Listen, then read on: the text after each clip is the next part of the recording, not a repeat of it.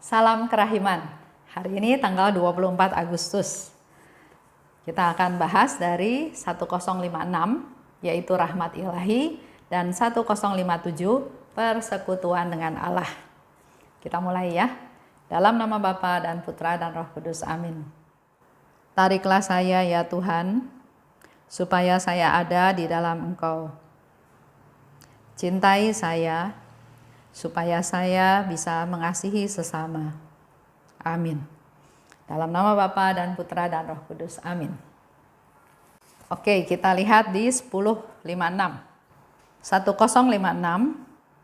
Pada pukul 11, Yesus berkata kepadaku, "Hostiku, engkau telah menyegarkan hatiku yang tersiksa." Sesudah mendengar kata-kata itu, aku berpikir bahwa hatiku akan terbakar. Ternyata Tuhan membawa aku ke dalam kemesraan yang sedemikian hangat dengan dirinya sendiri, sehingga hatiku dipadukan dengan hatinya dalam kesatuan cinta, dan aku dapat merasakan gairah hatinya yang paling memabukkan, dan ia merasakan gairah hatiku. Api cinta insaniku dipadukan dengan gelora cintanya yang kekal. Rahmat yang satu ini melampaui segala rahmat yang lain. Jati diri Tritunggalnya menyelubungi aku sepenuhnya, dan aku sama sekali terbenam di dalam Dia. Kekecilanku sungguh seakan-akan bergumul dengan Dia yang kekal dan maha kuasa. Aku terbenam dalam cinta yang tak terselami dan dalam siksaan yang tak dapat dipahami oleh karena sengsaranya. Segala hal yang berkaitan dengan jati diri Allah diberikan juga kepadaku. 1057. Selama ini, Yesus telah membuat aku memahami dan menduga-duga rahmat ini dan mencicipinya. Tetapi hari ini ia memberikannya sepenuhnya kepadaku. Aku bahkan tidak berani memimpikannya. Hatiku mengalami ekstase yang tanpa henti, meskipun secara lahiriah tidak ada suatu pun yang mengganggu hubunganku dengan sesama atau kesibukanku dalam berbagai urusan.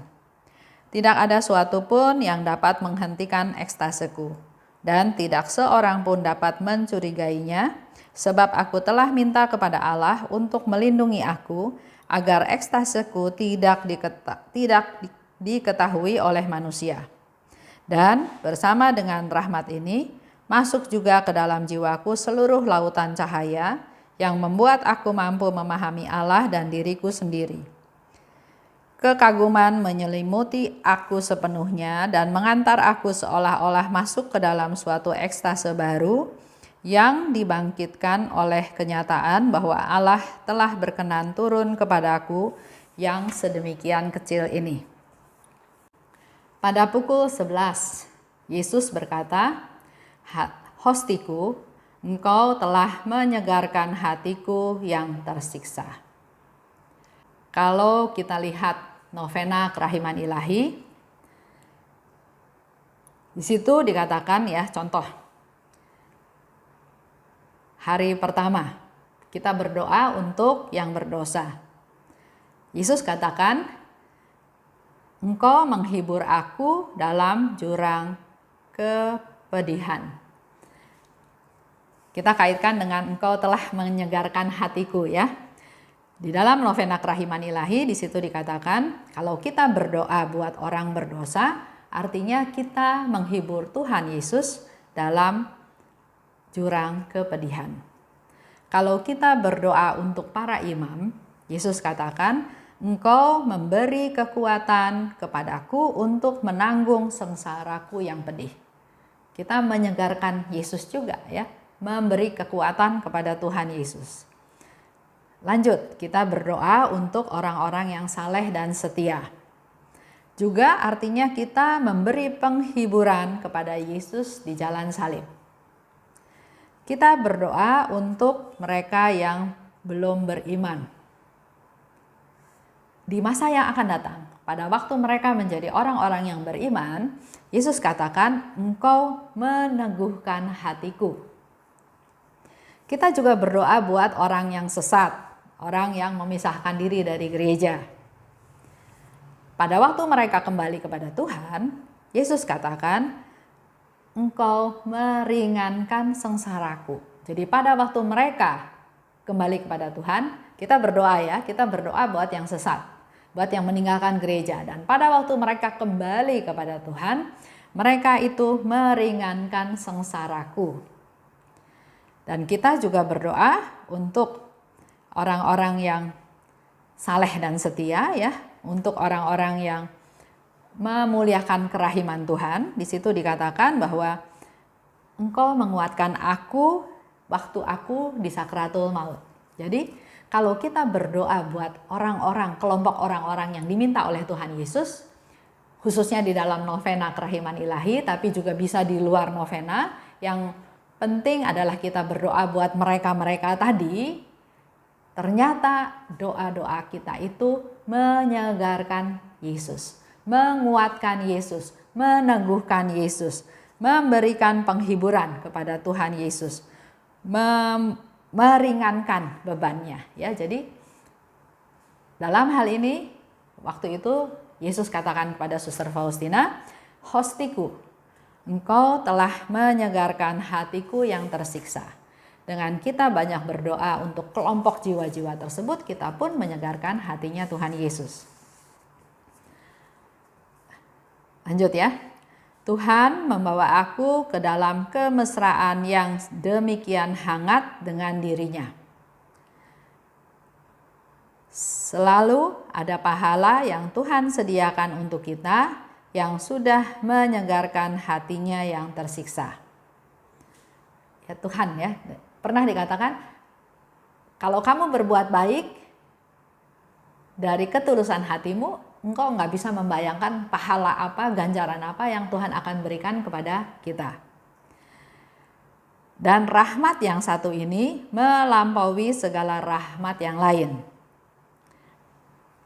Aku terbenam dalam cinta yang tidak terselami.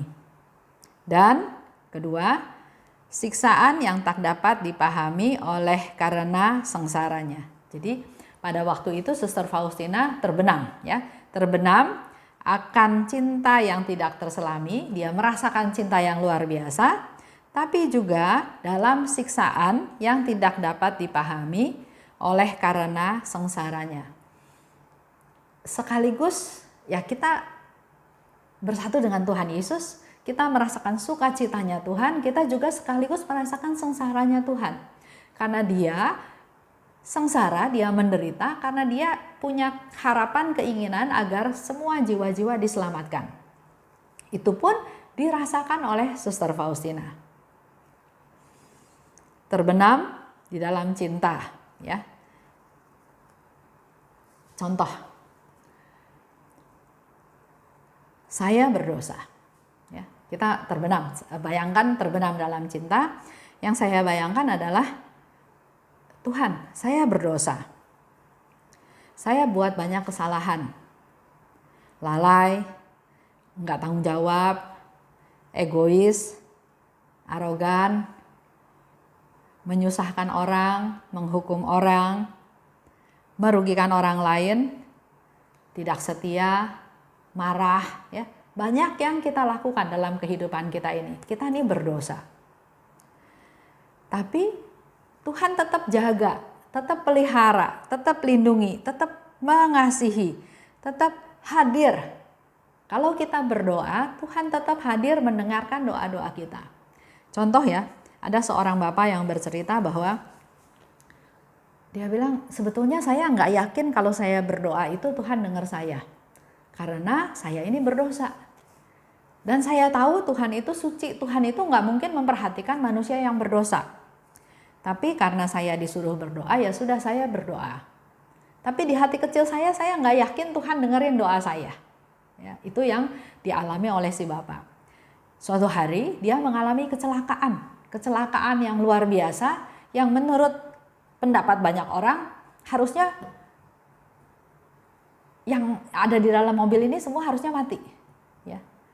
Tapi ternyata bapak ini tidak mengalami luka apapun, bahkan Dia juga tidak mengalami trauma kecelakaan karena waktu dia sadar, waktu dia bangun dia ada di rumah sakit. Dia juga bingung kenapa dia ada di situ, ya.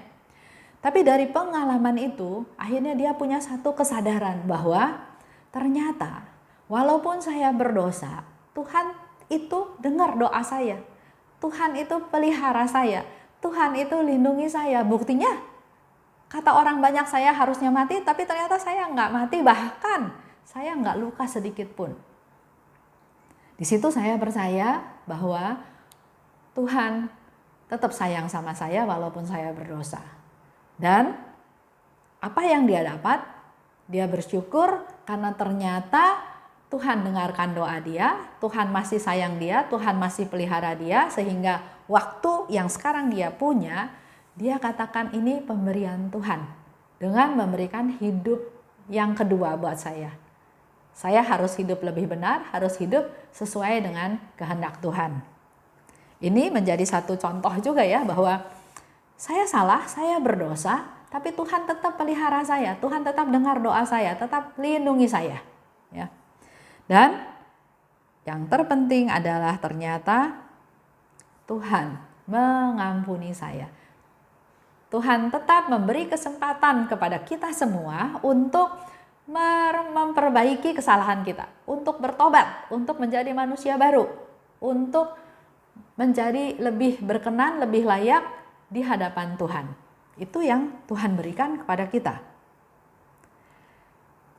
Tuhan mengampuni segala dosa-dosa saya tanpa dia perhitungan, tanpa menghitung plus minusnya, ya. Buat Tuhan adalah kamu berdosa, kamu diberi kesempatan untuk bertobat, kamu memanfaatkan pertobatan tersebut, sudah selesai. Enggak ada lagi perhitungan-perhitungan dosa-dosa yang sudah kita buat. Step berikutnya, buat Tuhan adalah kalau kita manusia lemah, ya, kita bisa salah. Kita datang pada Tuhan, Tuhan ampuni kita. Besok salah lagi, dan biasanya manusia itu jatuh di dosa yang sama. Salah lagi, kita minta ampun lagi pada Tuhan, dan Tuhan pasti ampuni. Karena yang Tuhan lihat bukan hanya perbuatan dosanya, tapi kesungguhan kita untuk menjadi baik. Kesungguhan kita untuk menjadi pelaku firman. Itu yang Tuhan lihat. Karena dari semuanya kita tahu belas kasihnya Tuhan itu jauh lebih besar daripada dosa-dosa kita. Jadi dikatakan walaupun dosa kita merah padam atau hitam kelam seperti malam, Tuhan tetap mampu mengampuni dosa kita. Karena kerahimannya lebih besar, tidak terbatas, tidak terselami. Itu terbenam dalam cinta. Kita merasakan cintanya Tuhan terhadap diri kita yang papa. Kalau bicara terbenam dalam siksaan, yang tidak kita pahami juga ya. Karena makin direnungkan, kita akan berusaha untuk bisa merasakan sengsaranya. Tapi makin kita ikut dalam sengsara Tuhan, terbenam dalam siksaan yang tidak bisa kita pahami. Makin direnungkan, makin berusaha untuk bisa merasakan sengsaranya, tapi biasanya makin tidak dapat, makin nggak bisa dipahami ya apa yang terjadi. Contoh misalnya dalam jam kerahiman. Dalam jam kerahiman kan kita merenungkan sengsara Tuhan ya. Coba kita ambil jalan salib yang kedua. Yesus memanggul salib. Yesus nggak bersalah. Dia nggak berdosa, bahkan dia melakukan hal-hal baik, hal-hal yang membawa kebaikan, keuntungan buat orang lain. Tapi dia dijatuhi hukuman mati. Dan akibatnya dia harus memanggul salib. Bukan hanya manggul salib ternyata yang dialami oleh Tuhan Yesus. Disiksa dulu, sebelum dia memanggul salib dia mengalami siksaan. Didera, ya, dicambuk, didorong, dijambak, ya, diludahi, diejek, diolok-olok, Dicambuk pun bukan asal cambuk, tapi dia serdadu tentara cambuk sesukanya dia. Ya ke kakinya, ya ke punggungnya, ya ke tangannya, bahkan mungkin ke kepalanya, ke mukanya. Dan sebelum itu dia dimahkotai duri. Bapak Ibu bisa bayangkan ya, kepala kita dikasih satu mahkota, dikasih kayak semacam satu topi, satu mahkota, tapi terdiri dari duri.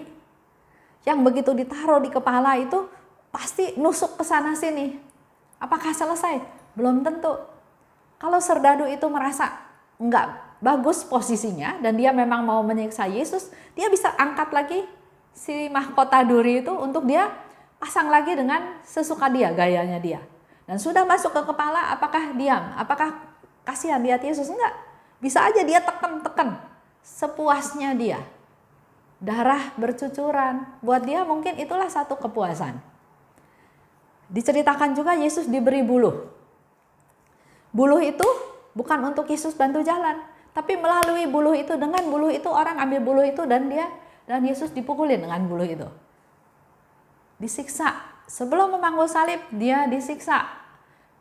Enggak dikasih makan, ditaruh di dalam satu tempat di bawah tanah yang gelap, yang hitam, yang saya dengar ceritanya bahkan nggak bisa duduk, itu harus dalam posisi berdiri ya.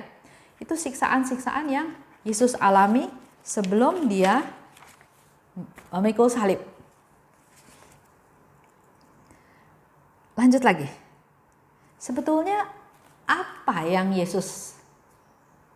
target apa yang Yesus mau dengan dia melakukan itu semua? Dia disiksa, dia diam, dia nggak membalas, dia nggak menghindar, atau dia nggak balas marah, bertanya salah saya apa, tapi semua itu dia terima dengan diam. Dia terima, dia diam, dia pasrah, dia terima itu semua.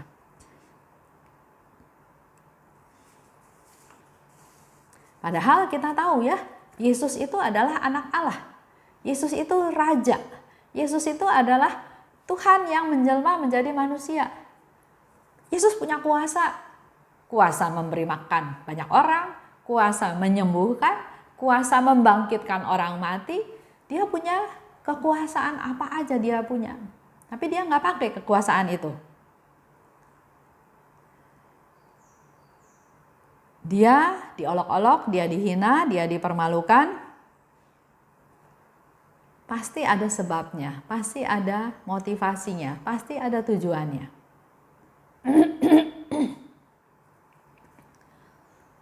Dia mau menunjukkan betapa dia taat pada Bapa. Dia mau menunjukkan betapa dia mengasihi kita manusia berdosa.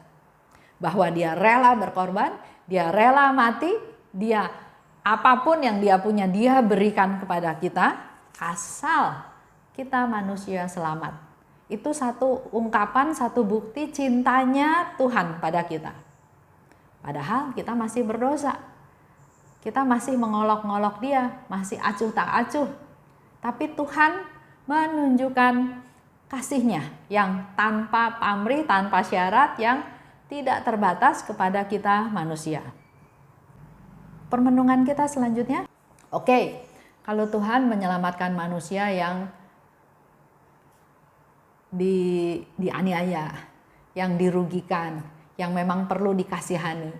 Tapi dalam hal ini enggak hanya mereka yang Tuhan bela. Orang yang mencabuk dia, orang yang menusuk dengan tombak, orang yang menganiaya dia, orang yang menendang dia, orang yang memaku dia, orang yang memfitnah dia, semuanya itu sama Tuhan dibela supaya selamat. Kalau kita renungkan kan jadi nggak ngerti ya, kok kalau Yesus bela yang baik ya sudah, tapi bahkan Yesus bilang semakin dia berdosa, semakin dia jahat, semakin dia berhak atas kerahimanku. Jadi semakin kita merenungkan, masuk terbenam dalam sengsaranya Tuhan, kita belajar mau tahu kenapa Tuhan lakukan ini, tapi kadang-kadang akhirnya kita nggak paham. Itu yang dialami juga oleh Suster Faustina. Itu pun yang dialami oleh kita.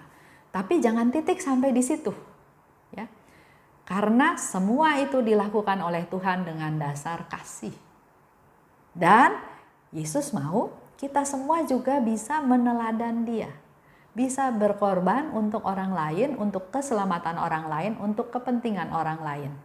Itu yang Tuhan Yesus mau kita lakukan, sehingga Dia mengundang kita untuk masuk ke dalam sengsaranya yang pedih. Mari melalui renungan ini kita sama-sama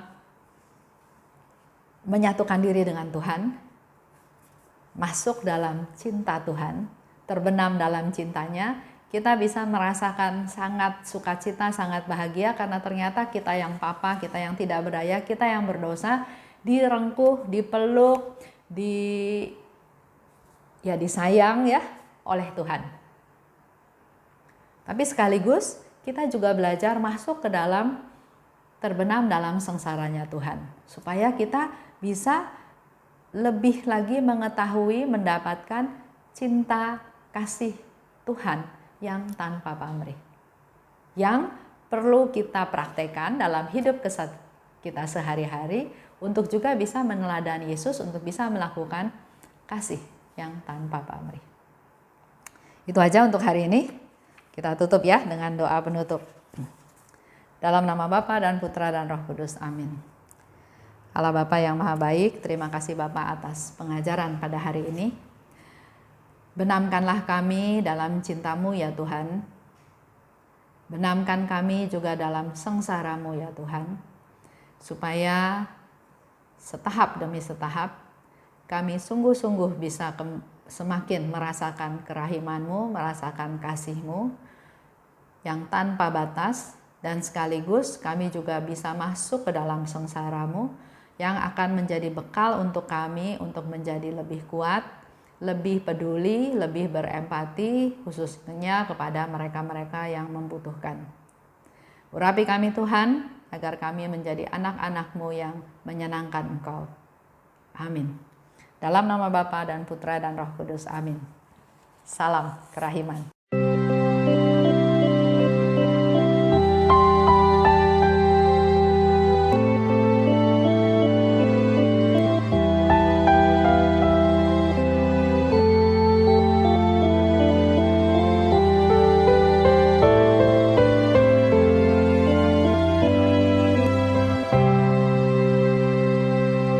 Syukur kepadamu ya Allah, karena Engkau mengelilingi hidupku dengan perhatian-Mu yang mesra dan penuh kasih. Syukur kepadamu ya Allah,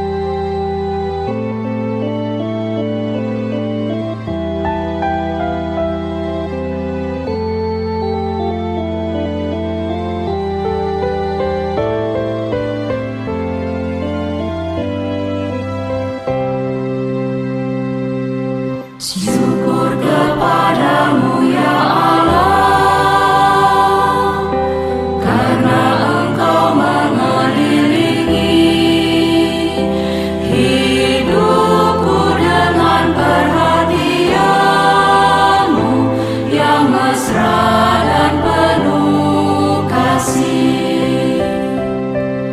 Syukur kepada